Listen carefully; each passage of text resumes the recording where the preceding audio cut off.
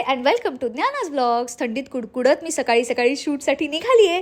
माझा साखरपुडा झालाय आणि त्याबद्दल तुम्ही एवढ्या विश पाठवल्यात मला, त्याच्यासाठी थँक्यू सो मच.